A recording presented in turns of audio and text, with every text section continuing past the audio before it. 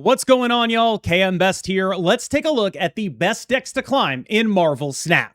The absolute clearest thing to me in Marvel Snap's current metagame is that there is no king. There is no one deck that stands above all the other decks. Everything is still in flux, and frankly, this feels like a very open metagame. When Scorpion came out, and a little bit before that, things were starting to open up after the Mother Ascani nerf. I don't think anyone expected them to open up this much and stay this open, but if you put a gun to my head and demanded I tell you what the best deck is, I would probably tell you, you don't really need to do that to threaten me. You can just watch my videos. And I think it's probably some form of Batroc, but these decks are really difficult to play.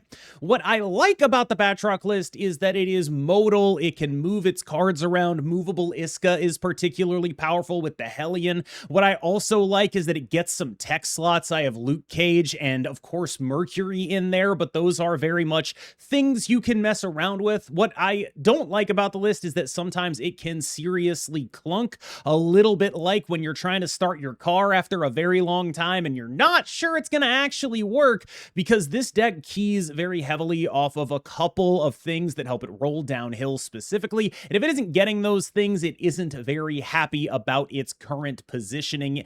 This is a deck that needs that early Sam, that Batroc, that Kraven, and you know, Hellion helps those cards, raises the floor of Kraven especially, gets you some additional moves out of Spider-Man, so do be thinking about that. But it's also just a very difficult deck to play. There's a ton of interaction in here and a ton of things to do. You could reasonably describe Juggernaut and Cosmo as tech cards, but in this deck, they're really not. A movable Cosmo is particularly potent, and when you're moving stuff around, Juggernaut gets even better. Those are more or less core cards here, but this is, I think, probably the best deck in the game, but if it is, it's not by a lot.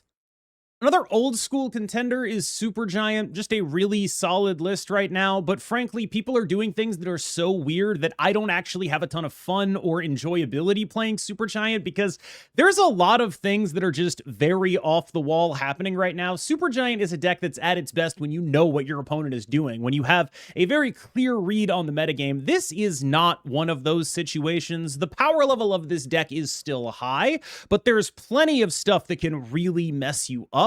I think largely the parts of this deck that I actually like right now are the interactive pieces, the things like Iron Patriot. Iron Patriot feels like it's going off all the time now. There's so little early contest that's meaningful when you get that card down on turn 2. The Negasonic is awesome. The Cosmo's a little bit less than awesome, but the points package here is really solid. You just need to make sure you're actually getting the most out of it. And the big thing that's running against this deck is that it's really difficult. Like, you could try to get a Cosmo out of here for a Mercury or a Shadow King out of here for a Mercury, but it's really difficult to beat the move deck when they're rolling downhill. And even if you Mercury them, you might still need the Shadow King, which makes it even harder to figure out what the hell you're supposed to do in that matchup. If it weren't for that matchup and the general wideness of the metagame, I'd be a lot higher on Supergiant. Many Men is another deck that is particularly potent right now, but it does have a notable weakness to the card Mercury, and the card Mercury is on the rise. We've talked about 2 move decks in the first 3, and frankly, if we're ranking by power level, it probably goes Batroc and then this, or this and then Batroc. Very real case to be made. The 2 best decks in the game are decks that desperately don't want to see Mercury.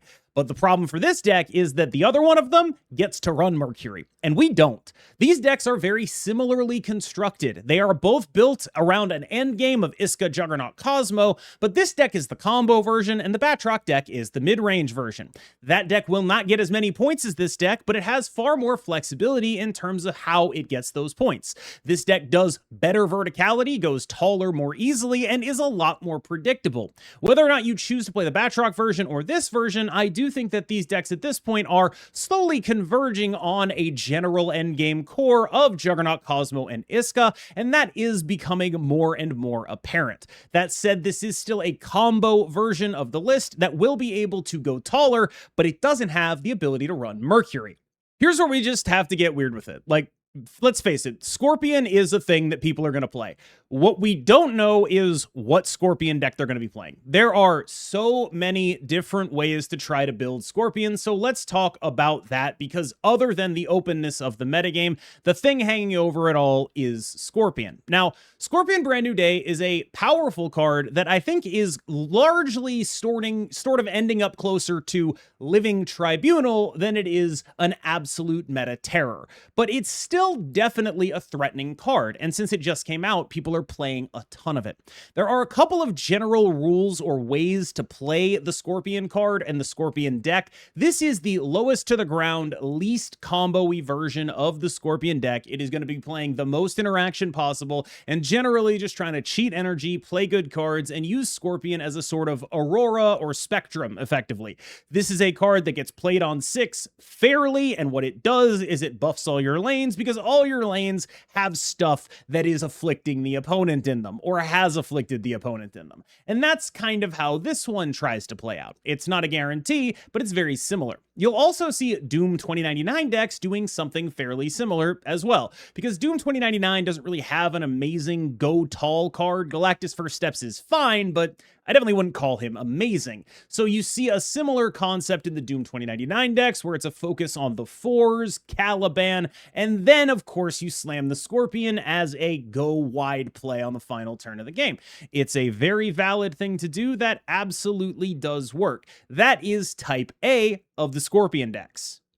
Type B is more like this. It's a full combo magic version of the Scorpion list. And here's where you can really start to see the similarities to Living Tribunal. This is fundamentally a deck that is trying to do something really stupid in one lane that then spills over into the other lanes. The thing it's trying to do is have 3 Scorpions and then kind of do whatever in terms of afflicting from there. Like, just go nuts. It will work. You will probably win if that happens, whether that's a fastball special on kind of anything, any cards that normal Scorpion has afflicted, Lady Bullseye, or Hazmat. Now, the 2 that you're going to be really looking for are Lady Bullseye and Hazmat, because those are your wide afflicts that you can really sort of be able to look at and say, I'm definitely getting this. There are versions of this playing Sarah. There are versions of this doing all sorts of stuff, but fundamentally, this is the other kind of Scorpion deck. It runs a gamut from kind of a Spectrum-y Aurora-y card all the way up to a Living Tribunal card. But no deck that I've seen has been able to actually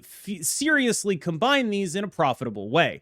It's fine to be one or the other, but I genuinely just haven't seen a single person actually make a Scorpion deck that has either a plan B or a plan A, sorry, I should clarify, that has either, a plan B that is good enough to carry it in the games where it isn't comboing off, or a plan A that's so good that it doesn't need that plan B. And until it gets there, I don't think this card is as scary as people are hyping it up to be. I think it's a fine, good, and exciting card, but when I did my review of it, I was saying, like, maybe there's a world in which we can figure out a deck that does both of those things well. And all I can tell you right now, reporting live from the front, we haven't found it. It's not there yet. Maybe give it a little more time. We'll see. But the things pushing against this, you might be surprised, it's not really Luke Cage. It's kind of the other stuff that this is bad against, because of the play pattern is so predictable. So you get Juggernauted, you get Cosmoed, your stuff gets obliterated. It's a good, reasonable combo deck. But right now, it's still too much at the forefront of people's minds, and people are playing too much interaction for you to feel incredibly confident in it. This is good, but it's not as great as I think people think it is. So, full disclosure, what I've done is I've totally given up. I've just been playing Doom 2099. This has been my best deck for like the last week. I'm just playing Doom 2099 forever. I don't really have a good explanation as to why. Mostly it's just, I think the 5-drops are really good right now. This is kind of an incredible Cosmic Ghost Rider metagame, because there's just so much to hit on the front lines of things right now. And because Cosmic Ghost Rider is good, it makes me want to play Doom 2099. But honestly, the real thing that pointing out Doom 2099 being good is like, it's got just enough tech that it can adjust to this metagame. We're in a world where Batroc's probably the best deck and Multiple Man's probably the best deck. Okay, I get to run Mercury and I don't lose to Mercury. And I've got a lot of points. And I have all these other interactive tools, because half the decks that people are trying to combo over the top of Doom 2099 with, they're doing it with Scorpion stuff now. And so I cut the Sandman, who I love, by the way, he is the GOAT, for Legion, because there's just so much magic. And I realized, It's not great, right? You don't want to be playing a 5 on 6. You don't want to be doing that unless it wins you 8 cubes. And then you really want to be doing that. And just having the ability to just get these Magic gamers out of here, because this metagame, I think, is largely defined by like a bunch of fairly medium Magic decks. But the thing about a fairly medium Magic deck, it'll still beat your ass if you let them do what they want to do, especially if you're playing a deck like Doom 2099. So really, the customization slots here are you get 1/3 that you can play kind of whatever you want, but I'd much rather play a Mercury than a Mobius, for example, and you get the 2 5s that you can customize right now, and Legion CGR is really good, but honestly, any combination of them, CGR Sandman, they're all pretty solid here. This is just a very solid list that's inclusion here is largely a testament to just how open this metagame is. A list based on genuinely kind of the exact same concept here. Hela is another deck that is just, here are some points, and here are my incredibly good 5s. I'm playing points, I'm playing 5s, things are working out, and it's just gonna be okay. And that's a very reasonable thing to say in a world like this one, where the metagame is so loose and undefined that if you just have some interaction that your opponent may not expect and enough points, you should be good to go. And this deck has tons of interaction that's not particularly expected. CGR, maybe people play around Legion at this point, but like Gambit, Odin stuff, you have Magneto, nobody plays around a Magneto. There's just a lot to be said for, oh, wait, there's just enough here and there's just enough interaction that I feel comfortable playing this into a lot of stuff. A lot of the time, I think you can really bully snap Batroc decks. That's a really meaningful thing to do. Sometimes you can even bully snap Gambits against the multiple man decks. That's another really meaningful thing to do. The more Juggernaut and Cosmo-y metagames get, the more it can be good to just play a Doom 2099, a Hela, just something that's like, all right, I don't care about your Juggernaut. I don't care about your Cosmo. Here's a bunch of points. You don't even really get to stop me from saying where they are. And that's really good. I think the comparison that probably should be made to Scorpion Brand New Day is something like a Nimrod, maybe, when Kid Omega came out. Like, he's a lot like that, where this is strong and I have no objections to it. And honestly, I think the big question for Scorpion is, if you are playing Scorpion Brand New Day, how sure are you that you are better than Nimrod? How sure are you? And I think that's like a super real question, because one thing that this deck can do that is really strong against, you know, if your opponent's playing Doom 2099 or whatever, you could just put them on this. Like, you could just make a really big Black Panther and they lose. You could do that, right? Like, Doom 2099 has no answers to that.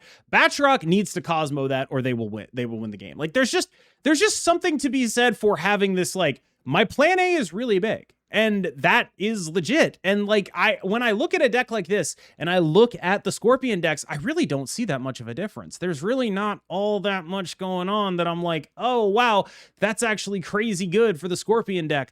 Like, I like the Scorpion decks, but until we figure out a way that they are not all one or all the other, I'm not sure they're going to be better than a deck that is dedicated to being a combo deck. Like, if you say, okay, it is Living Tribunal. Are we sure it's better than Living Tribunal? I think so. Are we sure it's better than Nimrod? I don't know. Like, genuinely, when you're stacking these combo decks up, I am not sure. And I think that there is something to be said for, like, we're in a metagame where a okay-ish combo deck is a big part of it, right? And that's a big part of why things are weird and open, is because even an okay-ish combo deck will blow you up if you're not teching for it. And so it's a sort of polarized kind of thing. One potential solution is just ignoring it and going super tall. I don't care how many times you're afflicting my 100 power Black Panther. It doesn't matter. None of it matters. And because this metagame is so the way it is, right? Like, people are a little less Shadow King-y, a little more Mercury-y. You kind of just get to do things to people. And I think a lot of the optimal space for someone to analyze this metagame from is like, okay, there's a lot of things that are powerful to be done that are dodging all the interaction that people are playing. And I think that's a really smart place to start from. Now let's take a look at the opposite. Here is the average Andre Var deck. You can see there are 4 tech cards here. Yes, 4. I am counting Gambit. And frankly, if we count the fact that Frigga is definitely copying one, we might be able to get it up to 5. This is a techno-organic virus list that is looking to sort of carry the flame of the old versions of Victoria Hand, who I have found largely to be disappointing. They're especially disappointing in a world where people are playing all of this kind of stuff that is really going to be able to go over the top of you in meaningful ways. So what this deck is doing is saying, well, a lot of the Scorpion decks, they're really trying to cheat energy. I'm going to play Mobius. I'm going to stop that from happening. I've got the Mercury for the move decks. I've also got probably the best single Batroc counter in the entire game is the ability to get multiple Gambits. It's kind of the best possible thing you can be doing. But honestly, it does seem like this deck is saying, I am going to do everything I can to prevent my opponent from going over the top of me, but that might not be enough, and I will have to leave if they get that full Scorpion combo on me. Like, maybe I need a Scarlet Witch in here, a 5th deck card. Maybe I need specific things for these matchups in order to not get Scorpion to death. But the basic premise here is that Gambit, Horseman of Death, is really specifically good against Batroc, and Batroc is really strong right now. So being able to be one of the few decks that can look a Batroc in the eye and say, I've got Mercury, I've got Gambit, I'm just going to snap you. You play Batroc, I'm going to beat you. That's a really powerful place to be located.